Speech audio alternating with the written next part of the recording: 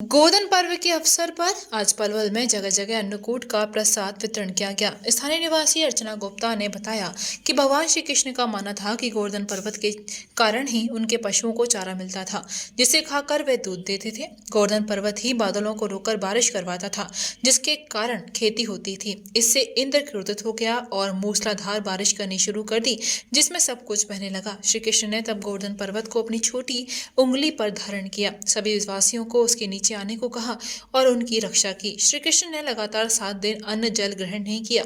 जब इंद्र को पता चला कि श्री कृष्ण विष्णु जी के अवतार हैं, तो उन्होंने श्री कृष्ण से माफी मांगी। इंद्रदेव की क्षमा मांगने के बाद जब श्री कृष्ण ने गोवर्धन पर्वत को पुनः स्थापित किया, ऐसा माना जाता है कि माँ यशोदा श्री कृष्ण को एक दिन में 8 पहर भोजन कराती थी। इसलिए उन्होंने 7वें दिन के अंत में हर दिन के 8 पहर के हिसाब से 56 व्यंजन बनाकर श्री कृष्ण को भोग लगाया। तब से अन्नकूट की परंपरा शुरू हुई। इस दिन गोबर से गोवर्धन पर्वत की आकृति बनाकर श्री कृष्ण और गोवर्धन पूजा की जाती है। उसके पश्चात भोग भगवान को लगाया जाता है। इस दिन गाय की पूजा भी की जाती है। स्थानीय निवासी शिव कुमार शर्मा ने बताया है कि गोवर्धन पर्व पर अन्नकूट के प्रसाद में कड़ी व बाजरा बनाया जाता है। प्रसाद वितरण करने से पुण्य की प्राप्ति होती है। वहीं स्थानीय निवासी मुकेश कुमार ने बताया कि गोवर्धन पर अन्नकूट का प्रसाद वितरण किया जाता है। मान्यता है कि भगवान श्री कृष्ण ने इंद्र का विमान चूर किया था। प्रसाद वितरण की यह परंपरा तभी से चली आ रही है। मैं बताना चाहूँगा कि आज ये जो अन्नकूट का प्रसाद जो वितरण किया है, हमारे परिवार की तरफ से हमारे किया जा रहा है। और इसमें विशेष महत्व ये है कि इस दिन जो वो अपने कारीगर होते हैं, अपने सारे अपने औजारों की पूजा करते हैं और इस दिन अपना काम बंद रखते हैं। और दूसरी मान्यता ये है कि इसमें इंद्र का मर्दन करने के लिए ब्रजवासियों ने ये अपने भगवान श्री कृष्ण ने अपने हाथ पे अपनी उंगली पर एक हाथ पर अपना पूरा पर्वत उठाए 7 दिन तक रखा था और उसके नीचे ही सारे ब्रजवासी रहे थे। तो उसके उपलक्ष्य में भी ये वहाँ पूरा वहाँ अपना वो रहा था, अपने 7 दिन का अन्नकूट का प्रसाद वितरण किया था। उसी उपलक्ष्य में ये अन्नकूट का प्रसाद वितरण किया जाता है। इसका बड़ा विशेष महत्व है और उत्तरी भारत के लोग तो इसको विशेष तौर पर मनाते हैं। दीपावली से अगले दिन गोवर्धन की पूजा की जाती है। गाय के गोबर से गोवर्धन बनाया जाता है।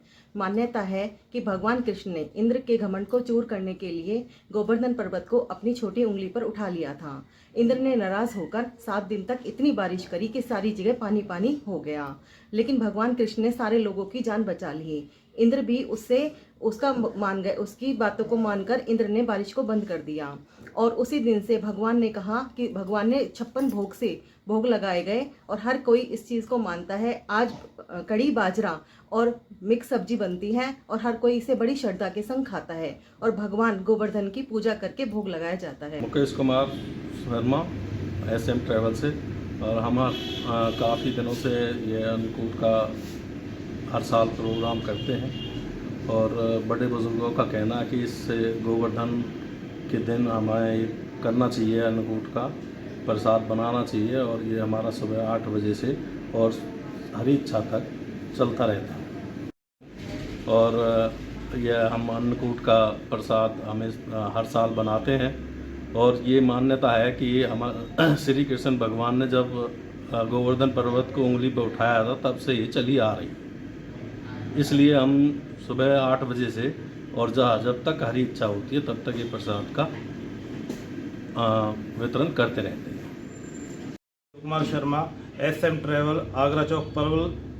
हम हर साल अपना अन्नकूट के दिन एक भंडारे का आयोजन करते हैं, जिसमें हम कड़ी बाजरे का प्रसाद वितरित करते हैं। और जब तक हरी कृपा रहती है, सुबह 8 बजे से और हरी कृपा तक हमारा चलता रहता है। क्या उद्देश्य है इसका? उद्देश्य ऐसा कोई खास नहीं है। अपनी श्रद्धा है कि हम ये चाहते हैं कि भाई हमारे हाथ से कुछ दान हो जाए। विश्व स्तरीय चिकित्सा सुविधाओं से युक्त JP diagnostics, radiology and pathology centre, Mathura का पहला complete radiology and pathology diagnostic facility से सुसज्जित।